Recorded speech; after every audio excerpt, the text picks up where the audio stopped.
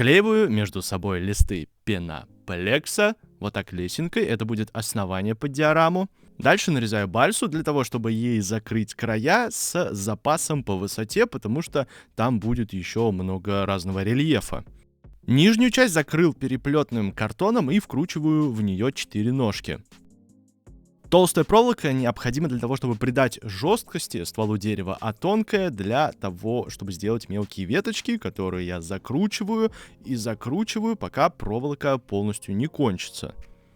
Потом обрезаю все лишнее. Это дерево будет стоять в углу, поэтому его ветки направлены в одну сторону. Эту заготовку покрываю грунтом из баллона. А дальше разбавленным с водой клеем ПВА. Это тоже своего рода грунт, и он необходим для того, чтобы акриловая паста, которую я наношу следом, не обсыпалась с металлического каркаса. С помощью сорняков сделаю крону. Наношу клей ПВА, жду, пока он немного подсохнет, чтобы ветка не отвалилась, и заполняю вот таким образом все дерево, чтобы получилось оно пышное и объемное. Крашу его в черный цвет, чтобы на этом фоне красные листья, сделанные из газеты, окрашенной аэрографом, смотрелись выразительнее. И с помощью фигурного дракола наделываю много листиков.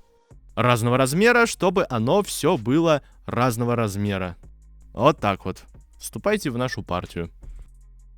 Из деталей пластиковых я взял железнодорожное полотно, чтобы сделать передний план, и высокие железнодорожные столбы, чтобы была динамика по размерам частей деталей.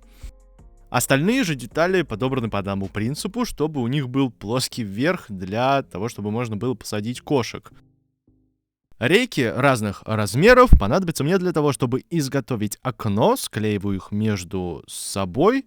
Вот так вот. Дальше разрезаю под углом и делаю из них обычную рамку.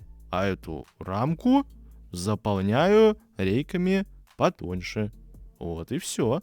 Секцию бетонного забора изготовил с помощью гипса и силиконовой формы. Он был отобран по одному принципу, потому что его размер подходил под вот этот промежуток между строениями, которые будут изготовлены тоже с помощью формы. Намечаю размеры стен и вырезаю их на подложке под ламинат. Окно, и в нижнюю часть, вырезав все стены, приклеиваю цельный лист. И просто заливаю гипс. Этих строений будет 3, и они просто необходимы в качестве фона, поэтому я нашел вот такой простой способ их изготовления.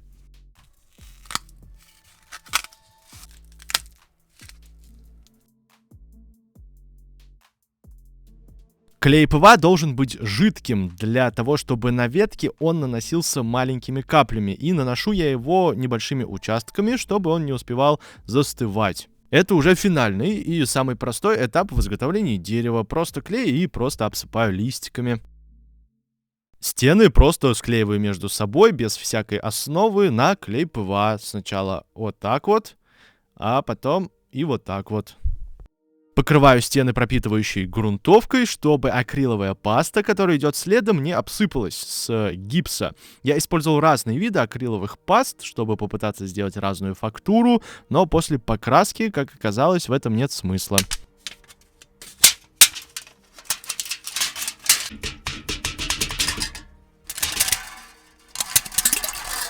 Немая сцена номер 1.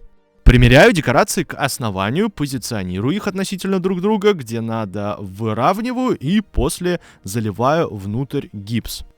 И также с помощью гипса заливаю основу, чтобы задать примерный первый слой рельефа, и в него устанавливаю железнодорожное полотно. Все детали покрываю грунтом из баллона. Цвет теплый, поверхность перекрывать сложно, поэтому первый слой я нанес с помощью аэрографа, и дальше по мокрой поверхности кистью наношу разные оттенки, чтобы получилось поинтереснее. У животных несколько вариантов поз и много повторяющихся, поэтому я красил их в разные цвета и оттенки. Из пластика вырезал стекло под окно, обрабатываю его о наждачную бумагу, чтобы оно получилось матовым, и внутри здания не было ничего видно. Внутри оно покрашено в черный. Приклеиваю доски под крышу и нарезаю на равные листы профнастил. Изготовлены они из толстой фольги с помощью выдавливателя для пасты. После того, как крыша покрыта, слегка их мну, чтобы это смотрелось поестественней. Крашу строение, для начала просто накидываю первый слой, это здание будет посветлее, здесь надо потемнее, добавить немного оттенков. Следующими слоями накладываю жидко разбавленную краску по мокрой поверхности. Просто вот так вот относительно рандомно накидываю, и она между собой смешивается, и получается вот. В этом же духе покрасил и крышу, и прямо на поверхности крашу железнодорожное полотно, шпалы ржавые, рельсы... Нет, наоборот. Ну, да. Декали граффити размачиваю водой и перевожу их на поверхность. Дальше смачиваю их специальной жидкостью для размягчения декалей и как бы вминаю их в поверхность с помощью салфетки, чтобы они сравнялись с рельефом стены. Пока вот такой результат. На окрашенные детали наношу смывку для того, чтобы выделить углубление и рельеф. Некоторые поверхности я покрывал сначала разбавителем, чтобы смывка растекалась мягче, а некоторые нет. Столбы будут полностью ржавыми, наношу на них воду, на воду жидко разбавленную акриловую пасту. Для следующего слоя беру пигмент, ржавчину и разбавляю его с водой. Использовал несколько оттенков и на поверхность наношу просто как краску с помощью кисти. Но в отличие от краски, поверхность получается вот такая фактурная. Вот это я забыл, что такое. А вот это песок. Перемешиваю, дальше добавил еще один вид текстуры, измельченную кору, и подкрасил сразу с помощью колера, потому что натуральный белый цвет гипса сложно перекрыть. Смесь достаточно жидкая, чтобы можно было ее прям вот так между шпал положить. Не дожидаясь застывания, сверху накидываю камни. И также прям вот так по месту приклеиваю другие детали. Также на этом этапе в отверстие вклеиваю и заливаю столбы. И дерево тоже устанавливаю на свое место в угол за забор. Детали крашу прямо на месте. Продолжая накидывать эту жижу на поверхность небольшими порциями, устанавливаю в нее также и ранее окрашенные детали. После затвердевания этого слоя прорабатываю его более детально, нанося еще одну смесь, на нее нанося камушки и сверху также приклеивая бутылки прям вот так вот. Потом я понял, что бутылок нужно добавить побольше, потом я понял, что нужны светлые участки, потом я понял, что нужно добавить других оттенков, потом я перестал уже что-либо понимать, но продолжил что-то делать. Потом я понял, что немного переборщил и с помощью аэрографа и жидко разбавленной масляной краски сделал фильтр, чтобы поверхность была более однородной. Потом на поверхность накидываю листочков, но не очень много, чтобы они не слишком перетягивали на себя внимание. И также накидываю еще бутылок, попутно их приклеивая.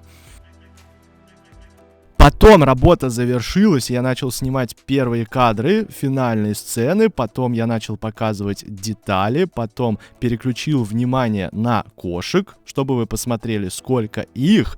Потом я показал дерево, потом еще раз кошек, потом бутылки кошек и листья, потом дерево, листья, бутылки, потом общая картина, потом еще и с другой стороны, потом сверху, а потом еще вот так, потом дальше, и потом еще вот так, и все. Потом видео закончилось, и вы написали комментарий и поставили лайк.